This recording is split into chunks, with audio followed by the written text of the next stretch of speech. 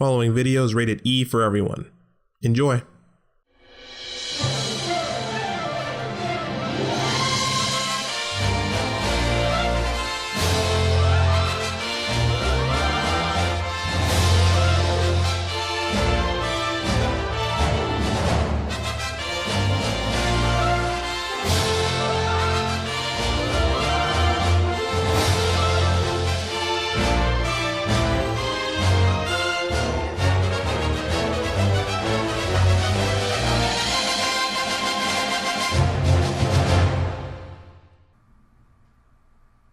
Boy, did I choose a starting point for this marathon.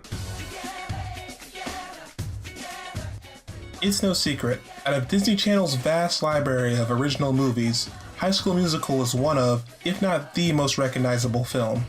The numbers support this, with both films being in the top 10 in ratings among geek comms. People just seem charmed by the memorable characters, the catchy songs, and the overall just peppiness of these movies. But does High School Musical stand the test of time? Or did it age about as well as last month's Beef Stroganoff? The only way to find out is by jumping into it. I'm MOPETE, and this is my review of High School Musical.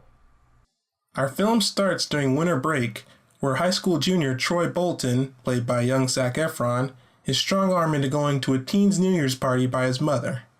You can tell his teen's party takes place in the middle of a Disney movie due to a lack of snuck-in alcohol and awkward dancing. At this same party is our female lead, bookworm Gabriela Montez, played by Vanessa Ann Hudgens before she went through that phase. As if guided by fate, the overzealous party host randomly picks our two leads to sing karaoke, but not before leaving on this rather strange line. Hey, you know what? Someday you guys might thank me for this. To answer your question, no, we never see him again. With that, Troy and Gabriella sing the first of our musical selection, Something New. And I'll say, it's a pretty good song to start the movie on. It's slow, but it still has a pretty good groove to it, and it serves to ramp you up into both the dynamic of Troy and Gabriella's relationship and the musical as a whole. After they hit it off, our two leads exchange numbers, then head their separate ways, ending the prologue. We cut to the main setting of our film, East High School in Salt Lake City, Utah, where Troy, strangely enough, is getting treated like royalty coming off the bus. I know he's the star of the basketball team and all, but we certainly didn't treat sports stars like that when I was in high school, and I'm from Texas. Must be a Utah thing? Part of the welcoming party is Troy's best friend and fellow teammate, Chad Danforth, played by guy with an afro, Corbin Bleu. And by total coincidence, Gabriella has transferred into East High School thanks to her mother finding work in town. Troy is then surprised to see Gab in his home room, despite the fact they've had each other's number for however long. You'd think that her moving across the country would come up in one of their calls, but whatever, we'll just assume it didn't. Also, who the hell just brings a basketball and just carries it around at school? All is life for real, I guess. After Troy and Gab reunite and catch up, we are formally introduced to our film's antagonist, Sharpay Evans, who is easily one of the best antagonists in all of Disney. And I'm not just saying that because I have a huge crush on our actress, Ashley Tisdale. Though that certainly helps. Anyways, Sharpay marks the upcoming Winter Musicale as her territory. She then takes the opportunity to flirt with Troy, obviously having the hots for him. And this is part of why Sharpay is such a memorable character. She's mean, snarky, and controlling to everyone but Troy. It kind of makes you wonder why Troy never picked up on this vibe. At basketball practice, Troy ponders giving the musical a try, only to be quickly shot down by Chad, who thinks he needs to focus on the city championship game. This leads to our next musical number, Get Your Head in the Game, and it's as catchy and well choreographed as I remember it to be. Good luck getting it out of your head anytime soon after listening to it. Meanwhile, Gabriella raises the interest of Sharpay, who starts to see her as a possible nemesis in both the theater and for Troy's affections. Sharpay then outs Gabriella's genius to the science club captain, who almost immediately comes after her to recruit her. While initially put off, Gabriella hits it off with the captain, and the two become friends. The next day, during free period, Troy sneaks to the Winter Musical auditions, and joins Gab to watch the auditions play out. And pound for pound, this is the funniest section of the entire movie. These supposed drama club kids fail so hard at singing this one song, just one after the other, and the reaction of Ryan, Sharpay, Darbus, Kelsey just gets me cracking up every time I see it. Like, Disney Channel should have made a spin-off series just starring these kids failing at musicals. I would have watched that show religiously. Don't believe me? Watch this clip.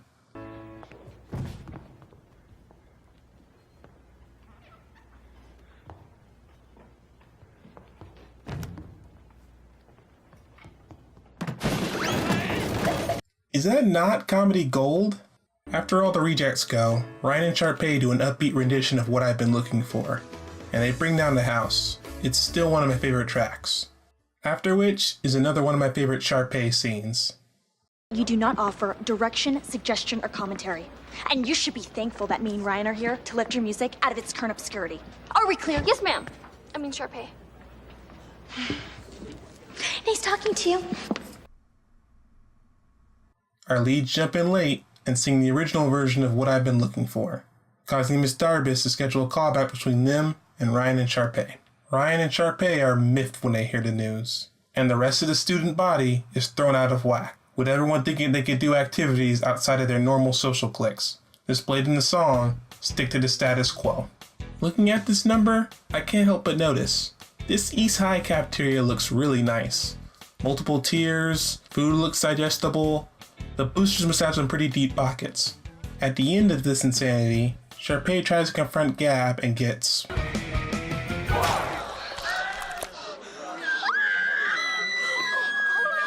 chili fried, and the situation more or less gets diffused. That chili fries scene kind of made me hungry. I'm gonna go for some chili fries. You guys should too.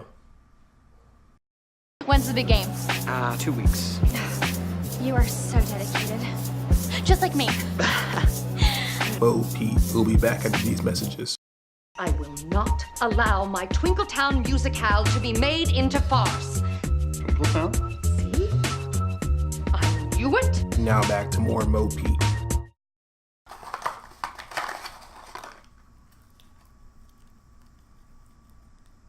We're out of chili.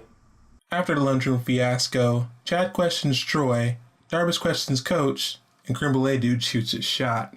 Well, I just thought maybe you could watch me play ball sometime or something. I'd rather stick pins in my eyes. You are way out of your league, tiny duck. Troy then invites Gab up to his hideout, where they finally agree to start practicing for the musical callbacks. But all is not right, as rehearsing causes Troy to miss basketball practice. And after seeing his star player frolic with Gabriella, Coach questions Troy's loyalty, which creates a strife between the two. Chad overhears the argument and tries to talk Troy back into full-time basketball, but to no avail. Later on, Ryan and Sharpay see the basketball and decathlon teams meeting and come to this weird conclusion. We're trying to figure out a way to make sure Troy and Gabriella actually beat us out. Now, the jocks rule most of the school, but if they get Troy into the musical, then they've conquered the entire student body. And if those science girls get Gabriella hooked up with Troy Bolton, the Scholastic Club goes from drool to cool. Ryan, we need to save our show from people who don't know the difference between a Tony Award and Tony Hawk. Is this High School Musical or Game of Thrones? I think y'all are reading a bit too far into the sauce on that one. What were the teams discussing? Oh, just a plan to make Gabriella hate Troy so that they don't do the musical. You know, because these people are so terrible that they'd rather make two people hate each other than just let them do what makes them happy. And their plan works, as Gabriella is rather easily fooled when she is showed a hidden video cam showing an obviously riled up Troy saying she means nothing to him. She's supposed to be super smart, right?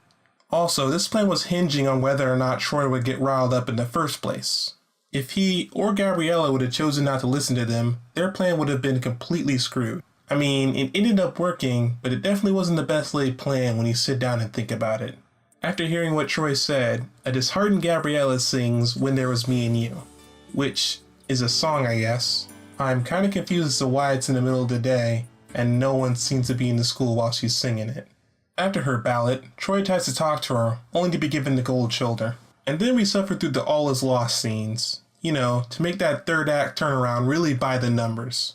After seeing the damage they've done, the two camps come clean about what they did, and Gab still believes what Troy said on cam was the truth. In my mind, there's no reason why Gabriella shouldn't believe what her friends just told her. And here you can start to see the cracks in Gabriella's character that really dig at me. They're not really prominent in this film, but trust me, it only gets worse in the next two movies. It takes Troy literally breaking into her house to convince her that he was serious about singing with her. And I'm imagining an alternate universe where he gets thrown in jail for that little stunt, and now he's a janitor at East High. After they make up, the race is on to the audition, championship, and decathlon. But after hearing how good our leads sound, Ryan and Sharpay feel threatened, and reschedule the callbacks to the same day as the championship and decathlon. Creating a scheduling conflict our heroes must work together to overcome. Which begs the question, why is the city championship basketball game getting played at 3:30 p.m.? I know at East High that's probably like at the end of the school day, but countrywide, varsity basketball games are played in like the late evenings, 7 to 8 p.m. So it makes no sense to me why this varsity championship basketball game is getting played right at the end of the school day. Maybe I'm reading too much into it, but it just bothers me. Anyways, we have our build up to the climax with yet another one of my favorite Sharpay moments.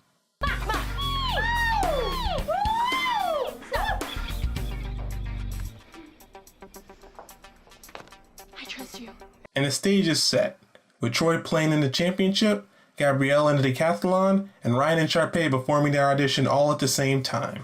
The siblings sing Bop to the Top, which is one of the film's best pieces, held back by the fact that it's split into parts to show the other events happening concurrently. The plan works, with the captain managing to disrupt both the decathlon and the game at the same time, setting the stage for Troy and Gabriella to sing their duet, but not before Kelsey delivers the heat. No, you won't. Penis here, Miss Jarvis. You really don't want to do that. Oh, yes, I really do. Ready on stage! Our leads sing Breaking Free, and as far as songs go, it's good, but not great. I just don't see why everyone and their dogs think it's the song. It's kind of overrated. Regardless of my opinion, Troy and Gabriella win the part, and Troy and the Wildcats go on to win the championship game. Everyone breaks into the end of the movie number, we're all in this together. And hey, even Ryan and Sharpay join in to show that they're good sports. It's a good end of film number where the whole cast joins in for some nice singing and dancing fun. I really don't have much to say about it. Oh, and after the credits, Kimberly Dude gets some. Good for him. And that's High School Musical, folks. Did it hold up well? Meh, I give it a C+. Overall, the musical is great. The songs are memorable and catchy. But the film's plot and characters is a little bit shallow. The characters are one-dimensional, the plot can be melodramatic and silly, so it all evens out.